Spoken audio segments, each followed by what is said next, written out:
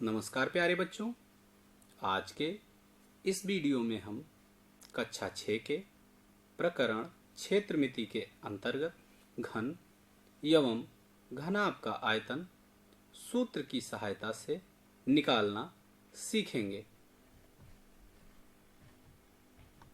घन एवं घनाभ का आयतन सूत्र की सहायता से सीखने के परिणाम बच्चे घन एवं घनाभ का आयतन सूत्र की सहायता से ज्ञात कर लेते हैं। घनाभ घनाभ जिसकी लंबाई, चौड़ाई और ऊंचाई एक समान नहीं होती है, जैसा कि चित्र में प्रदर्शित हो रहा है। यहाँ पर घनाभ की लंबाई को L से, ऊंचाई को h से तथा चौड़ाई को b से प्रदर्शित किया गया है।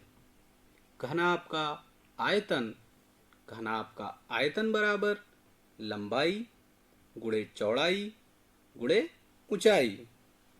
घनाभ का आयतन बराबर लंबाई गुणे चौड़ाई गुणे ऊंचाई बराबर L गुणे B गुणे H, जहाँ पर L बराबर लंबाई, B बराबर चौड़ाई, H बराबर ऊंचाई है। घन घन एक ऐसा घनाभ है जिसकी लंबाई, चौड़ाई और ऊंचाई परस्पर समान होती है।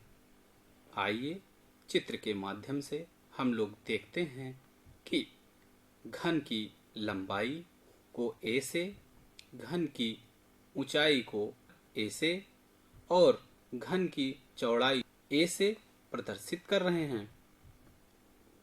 घन का आयतन, यहाँ पर हमने देखा कि घन की लंबाई, चौड़ाई और ऊंचाई तीनों समान हैं, इसीलिए लंबाई, चौड़ाई और ऊंचाई को a से ही प्रदर्शित किया गया है।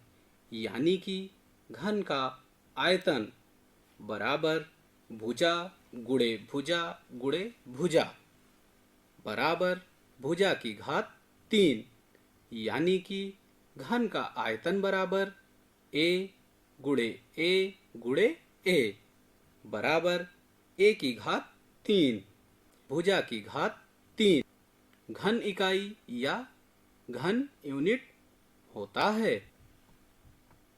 अब आपकी बारी, पता कीजिए और बताइए कि एक घनाभ का आयतन ज्ञात कीजिए जिसकी लंबाई बराबर 8 सेंटीमीटर, चौड़ाई बराबर 5 सेंटीमीटर तथा ऊंचाई बराबर 4 सेंटीमीटर है। अगला प्रश्न है, एक घन का आयतन ज्ञात कीजिए जिसकी एक भुजा की माप 5 सेंटीमीटर है। बहुत बहुत धन्यवाद।